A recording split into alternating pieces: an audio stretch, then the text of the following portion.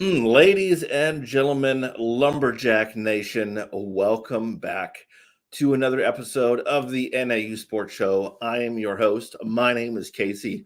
And like always, whether you are watching live or on replay, I thank you. It means a lot. Hey, we've talked football, we've talked volleyball. Let's talk men's basketball. And I've never had this guy on before, but he is pretty cool to talk to. I want to welcome you to Assistant Coach Jake Ricciardi. Coach, how are you? Casey, I'm doing great. I appreciate you having me on. It's been I think probably a year and a half or maybe 2 years since I saw you in person last, but I really appreciate you inviting me on the show and getting to talk basketball with you. Definitely. It has been great to get to know you and talk to you and kind of get a inside perspective of what it's like at NAU men's basketball. Yeah, no doubt. Definitely. Last season you were promoted to assistant coach, but not a lot of people know exactly what you're about and who you are. Yeah. So kind of tell me a little bit about your background. How long have you known Coach Burkar? Yeah, sure. Yeah, no, great question. So, I mean, basketball has just kind of been, with a lot of coaches at this level, basketball has kind of been in my life since day one. My dad he actually just retired this year, but he's a high school coach back in Wisconsin, where I'm from. So I'm from Waukesha, Wisconsin. He was a high school coach back in Wisconsin for 20 plus years, coached me, and, coached a lot of high school athletes. And that's something that I always kind of admired. And, from day one, I knew that's really what I wanted to do. When teachers would ask me, what do you want to do when you grow up? That kind of common question that you get in elementary school and middle school, I'd always say be a basketball coach. And, it didn't always seem like the most realistic thing, but, I've been fortunate enough to meet the right people and work with, just some amazing people that have got me to this point. It's kind of starting out, like I said, I played high school ball back in Wisconsin for 4 years, played a couple of years of Division III basketball. It was going okay. It hurt my back my sophomore year. I knew I wanted to get into coaching. I had a good friend at the University of Memphis named Julian Swartz, who was actually from Waukesha, Wisconsin as well. Just one of the best Wisconsin high school basketball players of all time. Great guy. He offered me the opportunity to come down to the University of Memphis with the Tigers and Coach Josh Pastner to work with them for my last 2 years of my undergrad. Just kind of learn the ins and outs of practice, the office, and all that stuff. I jumped on it. It was a great decision. And then after graduation in 2016, I took a Division III assistant job at Carroll University in my hometown of Waukesha, Wisconsin. I loved it. I was able to get on the floor right away. I was 22 years old and an assistant coach. I was able to go recruiting and all that stuff. And it was just a phenomenal experience. And then so my second year, I actually went down to interview with Coach Jack Murphy for the director of ops job. Didn't end up getting it, but I was able to go down there and meet him. Just Coach Jack Murphy, just phenomenal guy, unbelievable guy. Really appreciated him having me down there. And when I was down there, Coach Burkar had actually just gotten the assistant job when that happened. I'm not sure how long. It was. I think it was like a couple of weeks. He just got the job when I went down there, and we just kind of hung out all day. And we kind of bonded in that day when I was down in Flagstaff. And like I said, didn't end up getting the job, but me and Coach Burkar stayed in contact. So from when I was at Carroll, I knew I wanted to get back into Division I. So I took a grad assistant job at South Alabama for Coach Ricciardi. Just another phenomenal boss. I was able to learn so much from him in my 2 years there, and get on the court and just be a vital part of the office there. And we had some really good years. My second year there, we went 20-12. Finished second in conference, won our last 8 games, and then COVID hit, and that kind of took away everyone's postseason. So our momentum kind of stuck there, but I thought we were gonna have a special year there. And then once COVID hit, year ended, took a month kind of trying to figure stuff out because that was the end of my grad assistantship. Coach Burkar called me, like I said, we had stayed in contact for 2 years prior, and offered me the director of ops job. And from there, I jumped at it, and I really appreciate Coach Burkar taking a chance on me, and I had to take a little bit of a chance on myself. And me and my wife, we moved out there to Flagstaff, and it's going on our third year now. Very cool. I Yeah. mean, that's a lot It in a is. short amount of time. Very short period of time. I joke with my wife all the time. We've been married for a little over 3 years now, and we have lived in 3 different states: Wisconsin, Alabama, and now Arizona. So, Well, how are you liking Flagstaff? love it, absolutely love it. It's when you come from Wisconsin, come from the Midwest, you think of Arizona, you think desert, you think hot, and then when you get here, you're just really blown away by the mountains and the scenery and the weather, and just the people here are phenomenal. And it's you can talk all you want about how the scenery and all the stuff with Flagstaff, which is phenomenal, but what really makes a city and a university is the people, and we're surrounded by great people, and the great people of Flagstaff that support us, and then obviously everyone here at NAU just have made it so much easier. And it's a great place to raise a family. Me and my wife just welcomed a newborn about a month ago, and it's our first one, so we're figuring all that out. But there's no better place in Flagstaff to do that. Okay, all right. Yeah. So, being an assistant coach over there, what is your main job? Yeah, so last year being my first year as an assistant coach put me in charge of the rebounding. He really and that's kind of in addition to all the, the daily ins and outs of being on the court, recruiting, just kind of all that stuff, and X's and O's and all that. But he really wanted me to, take the bull by the horns with our rebounding. And that's something that I take pride in, and something that we did a really good job of last year. We were the only Division I team to lead our conference in both offensive and defensive rebounding percentage, which is something that I tell our guys all the time they should be very proud of that, because it really shows toughness and accountability. And that's just something that we try to harp on as a coaching staff. And Coach Ricciardi has given me the freedom to really take that by the horns and run with it. And like I said, last year we did a really good job at it. Like I said, finished first in our league in defensive and offensive rebounding percentage. But I've even told our guys during summer workouts that doesn't mean anything if we don't do it again next year. Right. Definitely. Yeah. Definitely. All right. Speaking of last season, let's talk about it. Sure. Okay. Last season, the team went 9 wins, 23 losses. Yep. What do you think the reasoning is for what exactly happened? And what are you doing during the offseason to remedy it, to fix it? Yeah, for sure. I mean, as a program, and just if Coach Ricciardi, that's just absolutely not where we want to be. And there was, you can name a number of things that attributed to it, but just kind of reflecting on the year when you get out of it, we always knew we had the talent. If you watched one of our games, you could see that. If you watched our win at Montana, if you watched how we had Montana State, who won the league, we had them beat, and then they ended up hitting a couple shots, and a couple things went their way instead of ours, and we ended up losing that game. But the talent is there with our guys we had last year, and we're a no excuses program, but I know something that we as a program are really excited is to get some consistency, because if Coach Ricciardi, he's all about family, he's all about just being together as a basketball team. And with COVID, and COVID hit everybody. It hit every single Division I men's basketball program. But I think it hit us especially hard, just with that unity.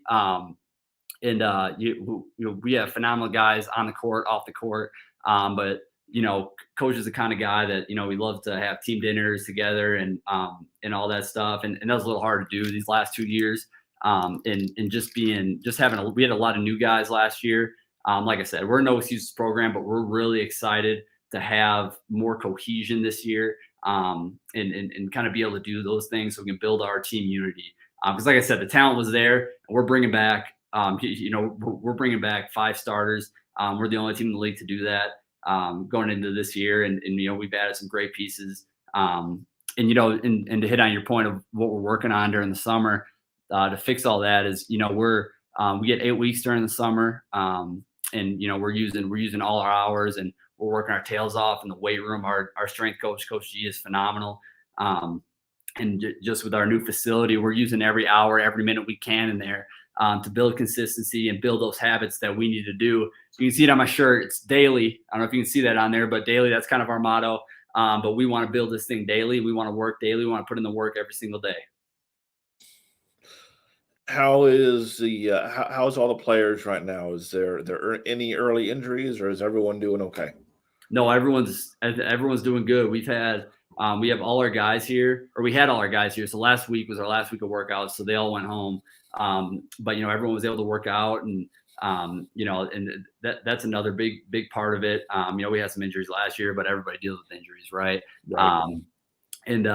So everyone's healthy through the summer, and that's really all you can ask for at this point. Good. Yeah. All right. So looks like we have 3 transfers. Yeah. Okay? We have Trenton McLaughlin from Central Connecticut State, Yep. Liam Lloyd from Grand Canyon University, and Xavier Fuller from South Dakota. What have you seen from these 3 guys so far? Sure. Yeah. I'll start out with Liam. Liam is a phenomenal kid. From when he came on his unofficial visit here, I connected with him right away. He's an incredible kid. He's very, just very outgoing kid. And, you'll love him when you meet him, but, he's a really good shooter, really smart. He's a coach's son. Obviously his dad is Arizona head coach Tommy Lloyd. So he's been around it his entire life. And that's something that is really invaluable, in my opinion, is having players that really know the game like he does. Is something extremely unique that he brings to the table, just along with his skill set. He's been great in summer workouts, and he's going to be an impact player right away. And then Trent McLaughlin from Central Connecticut State, like you said, he is one of the most elite shooters I have seen in person in my short time as a basketball coach. I've been a few different places, but he can really fill it up. Lumberjack fans, you guys are going to be really excited to watch him.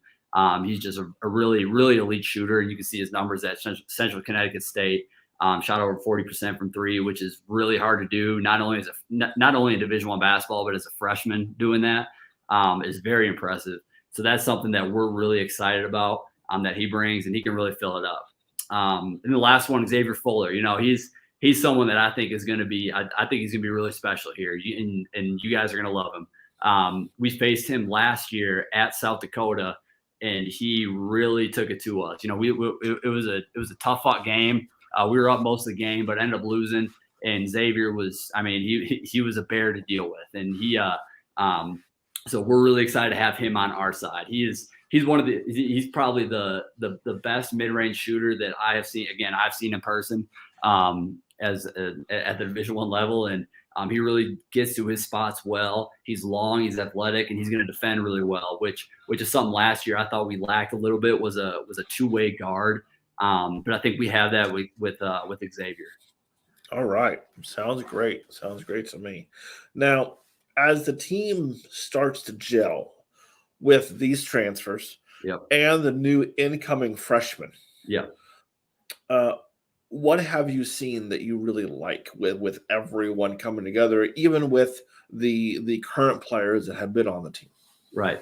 Well, we have and Coach does a phenomenal job of this, is recruiting character. Obviously, they have to be good enough. And that's the first thing we look at, is their basketball ability. But Coach recruits, and we recruit as a program, character over talent, because we really think that our kids' characters are what makes them so special, along with their basketball skills.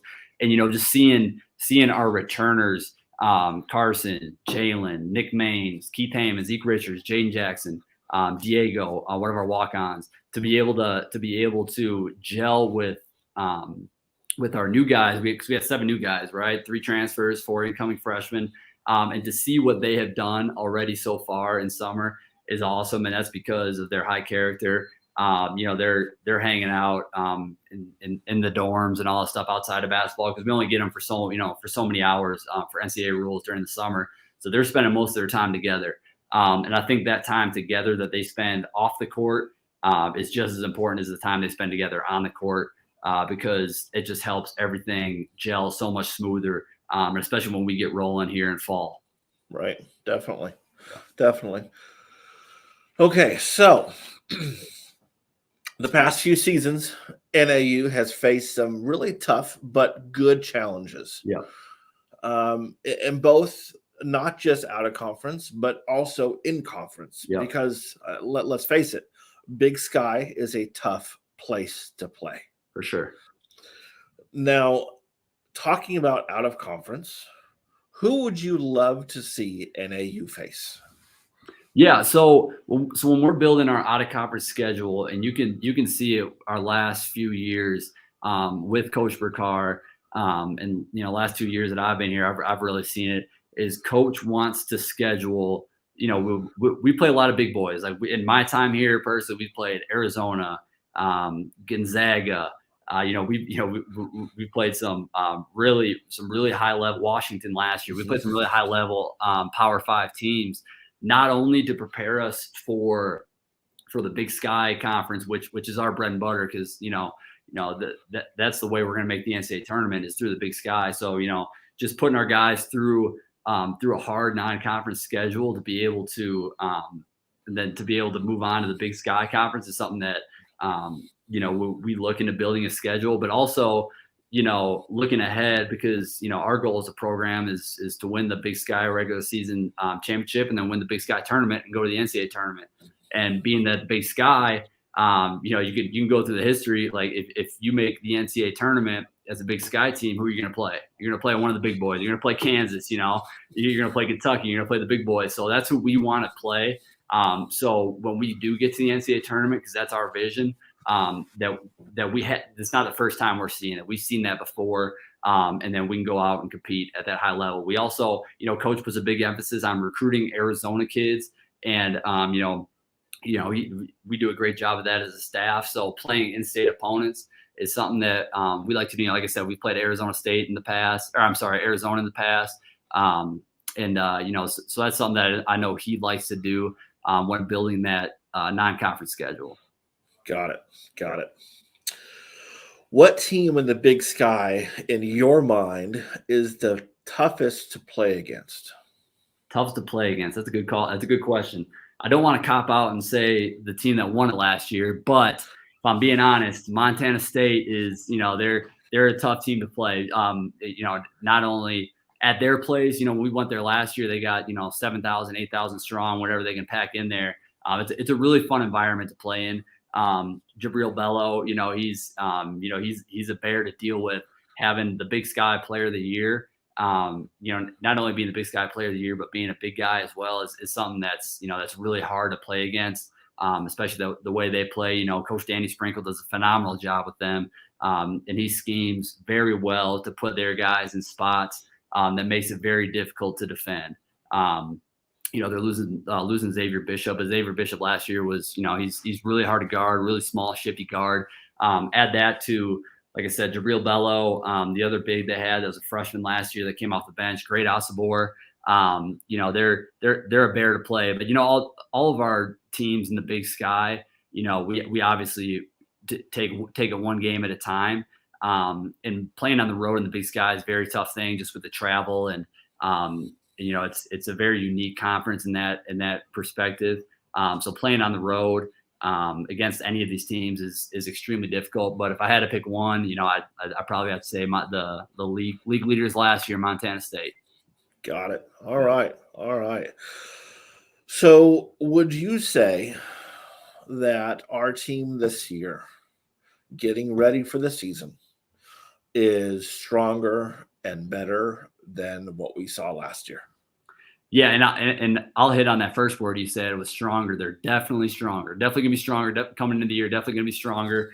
Like I said, Coach G has done a phenomenal job in the weight room, and then Coach Shoemate, our head guy over there, has done a phenomenal job just coordinating all that. But our facility that I hope you can see soon, Casey, because it's incredible. They just finished building it in the spring of this year. It's an absolute top rate facility. It's a Power 5 facility here at NAU.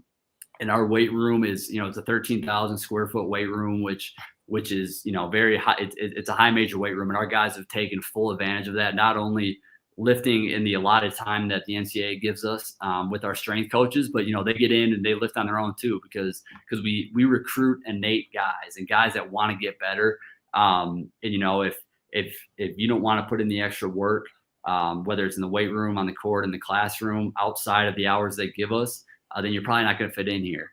And I think that's something, going into my third year here, and coach's fourth, if you count the interim year, this group is going to be special, and this is the most innate group I've seen, to not only because we're going to put in the same hours with them that we can day in, day out. NCAA gives us a lot of hours that we can use. We'll use the max, but they need to get in on their own too. And this group is love to do that. Late nights, they can get in that facility whenever they want, 24/7, which is a big selling point for our guys. And it's you're going to see those results on the court. I can promise you that.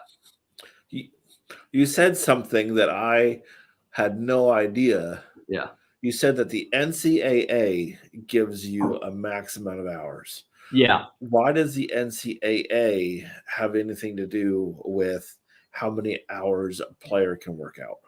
It's not how many hours they can work. It's how many hours they can work out with us, so just to, you can't have 5-hour practices for 5 days a week, and just run your guys into the ground. Right. Okay. So they kind of put a cap on it. During the year, it's like 20 hours you get. Off season, I think it's 8. So 8 or 10. But yeah, you get a certain lot of hours, or I'm sorry, it's 4 hours in the summer, that you can use. And then obviously their time in the weight room, but so just so they're not running the guys into the ground. Got it. I hear you. I hear you. All right, Coach. Well, it has been an absolute pleasure. Thank you so much for coming on. Hey, before you go, is there anything that you want to say? Yeah, no, I mean, to all you Lumberjack fans listening, we, as a program, we're looking to build this. I know KC's got a phenomenal background there, the Sky Dome, and the Sky Dome is right behind me. They're putting the football field down right now. We're really excited for football season, but we want you guys to come out and support. We want to see our not only NAU rise in the standings, wins and losses wise, but we want to see our attendance rise with that. Because we're really building something special here. Coach Ricciardi is. We've laid the foundation, and it's time to win a lot of basketball games, and that's something that we're really looking forward to doing. And we want to do it in front of people. So whether you're Flagstaff, from Flagstaff, from Phoenix, whatever, drive up that highway, drive up the hill, and come to a game, and we'll greet you with a smiling face. And like I said, we really just want our full NAU support. So we're really looking forward to that this year. All righty, Coach. We gotta get you to the game, Casey. Definitely. I would love to be there. I really would. Yeah. All right. Well, I will talk to you shortly. Okay. Awesome. Sounds good, Casey. Appreciate you having me on. Hey, thank you. All righty, fans. Listen, again, thank you for watching. Always a pleasure. I will be giving away tickets to volleyball. I will be giving away tickets to football. And then when basketball starts, I'm going to be giving away tickets to basketball to help fill those seats. So until next time, always remember, never forget, root NAU. Follow me on Twitter at NAU Podcast, Facebook at NAU Podcast. If you have any questions, comments, email me, naupodcast@gmail.com. Till next time, talk to you later. Have a good night.